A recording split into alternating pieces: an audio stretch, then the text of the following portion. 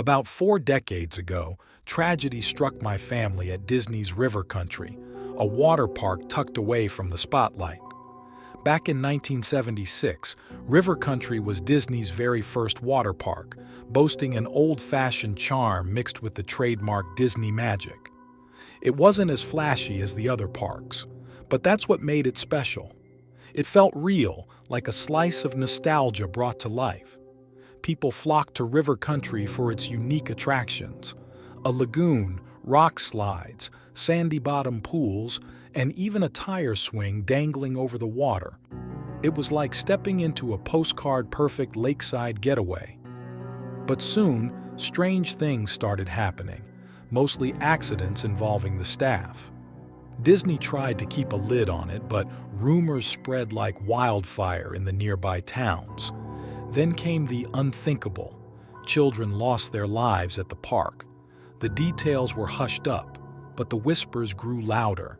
Some blamed the water, others whispered about curses and hauntings.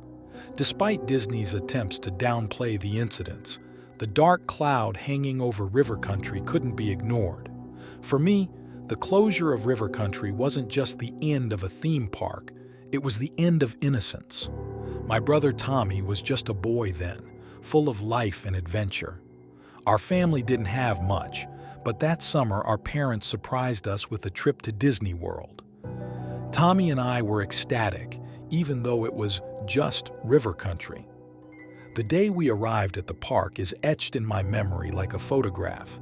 The sun shining, the water sparkling, and Tommy's laughter filling the air.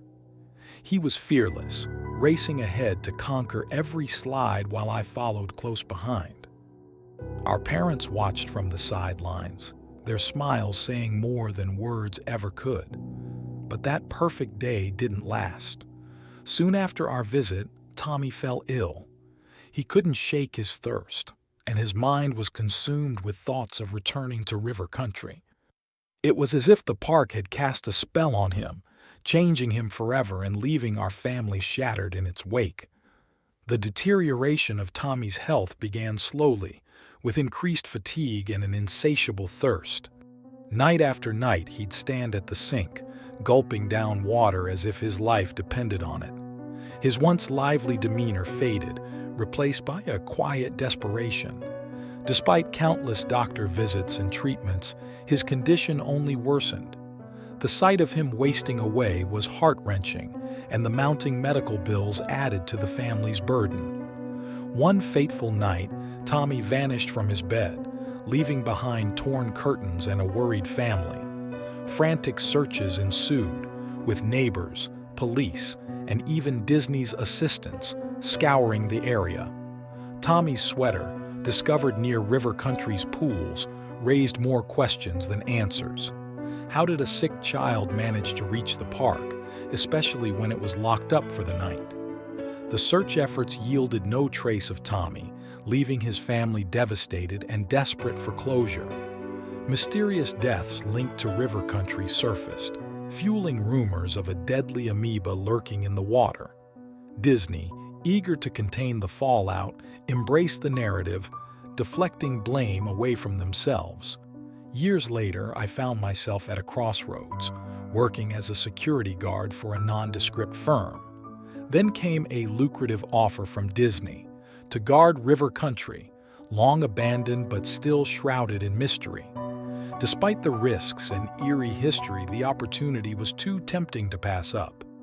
As I stepped into my new role, I couldn't shake the feeling that River Country held secrets far darker than anyone dared to imagine. And as the nights passed, I would soon come face to face with the chilling truth that lay dormant within its abandoned walls. Navigating the desolation of River Country was no easy feat. With no modern amenities like electricity or running water, the life of a night watchman here meant roughing it in a makeshift camp, braving the elements and the bugs with ample supplies provided by the company. It was a lonely post, but with my dad's recent stroke and mounting bills, I had little choice but to take on the job. Meeting with the retiring watchman, Robert, at a downtown diner, I received my initiation into the eerie world of River Country. Robert, a weathered veteran of the job, imparted cryptic advice and handed me a beat-up flashlight, emphasizing the importance of keeping people out of the park, especially after dark. As he handed me a map marked with worn-out notes and a list of rules, I couldn't help but feel a shiver down my spine. The rules were peculiar, to say the least. Rule 1. Do not talk to Mickey, Robert warned, pointing to an X by the entrance. Superstitions, perhaps, but I knew better than to question them. Rule 2. Remove any tools you see lying around, he continued, cautioning about the dangers they posed. Rule 3 and 4, even more cryptic, hinted at unseen dangers lurking within the park's shadows. Prepared with a tent, water, flare guns, and a sleeping bag, I set out for my first shift, navigating through overgrown paths and dilapidated structures. The sight of River Country's entrance was a stark reminder of its forgotten glory days, with faded signs and crumbling buildings greeting me. Setting up camp near the entrance, I ventured into the park as the sun began to set, greeted by the weather-worn statue of Mickey Mouse, a shadow of its former self. Beside it, a massive black cat lounged, adding to the surreal atmosphere of abandonment and decay that permeated the park. As night fell and the darkness enveloped River Country, I couldn't shake the feeling that I was being watched, and that the secrets buried within its decaying walls were stirring, ready to reveal themselves to the lone sentinel standing guard in the darkness. As I consulted the map provided by Rob, the retired watchman, I couldn't shake the feeling that something was amiss. According to the map, Mickey's statue should have been on the opposite side of the entrance, yet here it stood before me, its presence inexplicably displaced. Brushing off the oddity, I gave the statue a tentative pat, half expecting it to crumble beneath my touch. To my surprise, it felt unnaturally cold and damp, an unsettling contrast to the warmth of the night. Venturing further into the dilapidated park, I soon realized that the map provided by Rob bore little resemblance to reality. Structures marked on the map were either non-existent or distorted beyond recognition, shrouded in decay and overgrowth. The once vibrant pools lay stagnant, choked with mold and emitting a putrid stench that permeated the air. As I traversed the decaying pathways, I encountered an unsettling sight: multiple iterations of Mickey Mouse statues, each bearing an eerie semblance to the beloved character but tinged with a sense of foreboding. Their presence seemed to multiply with every step, a silent chorus of guardians amidst the desolation. Amidst the cacophony of decay, I was startled by the unmistakable sound of grinding concrete, reverberating through the silent night.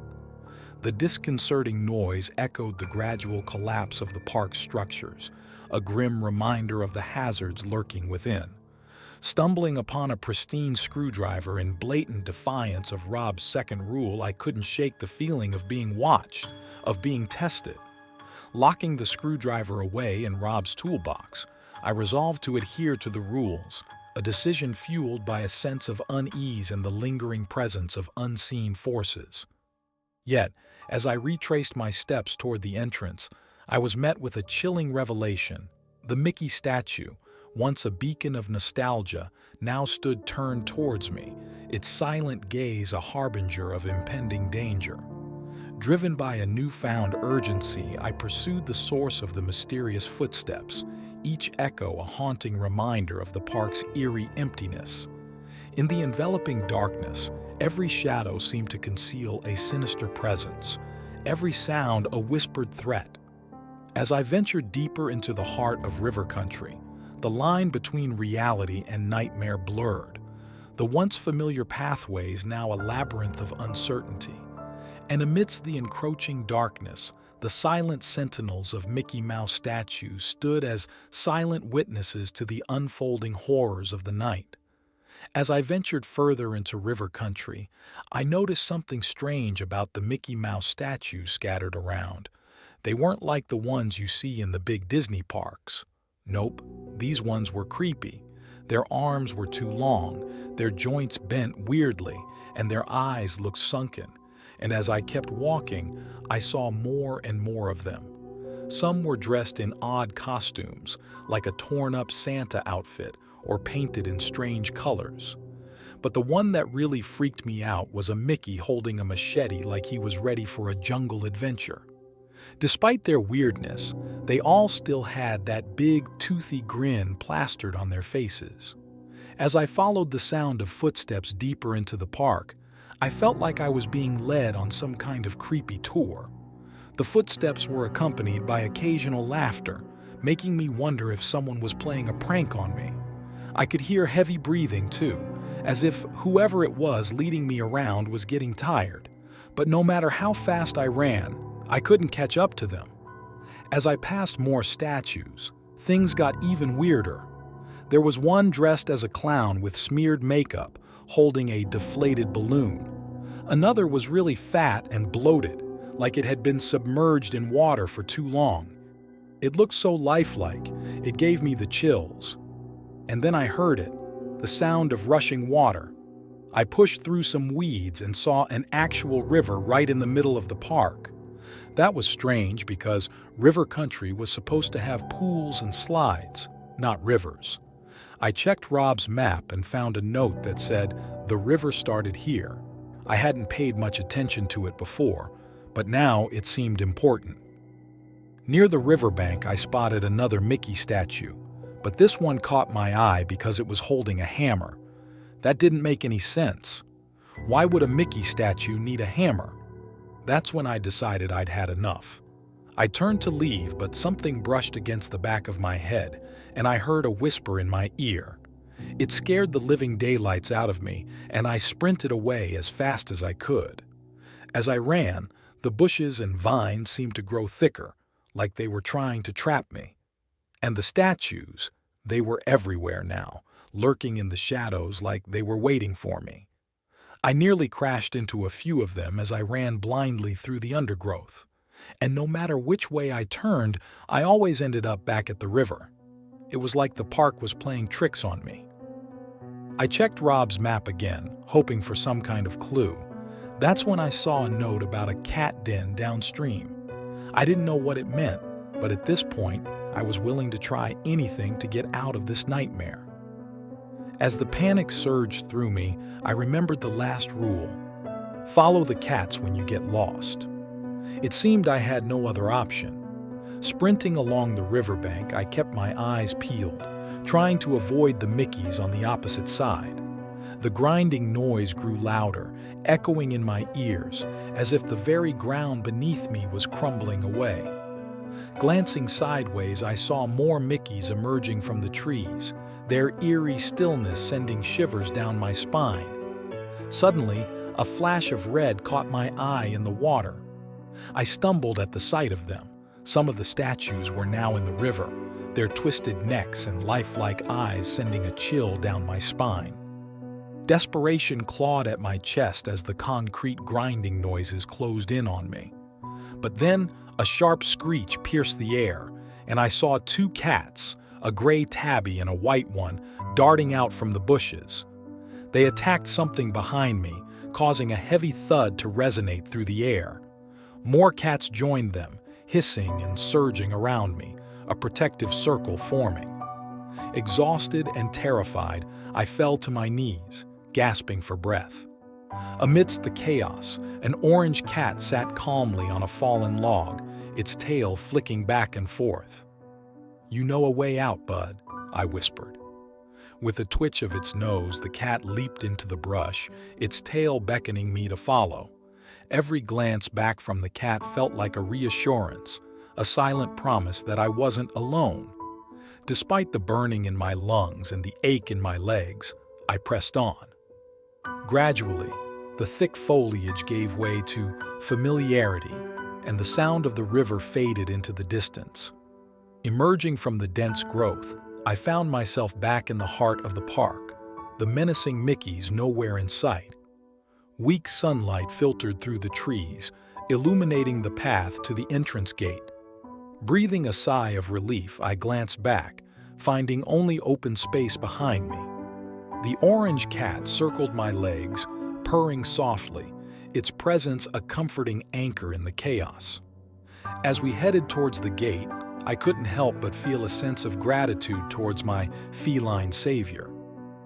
Returning to my tent, I shared my meal with the cat, its collar revealing a name, Tommy. With a newfound sense of closure, I made a mental note to contact Robert once I was out of this place. But for now, I had a debt to repay to my unlikely hero,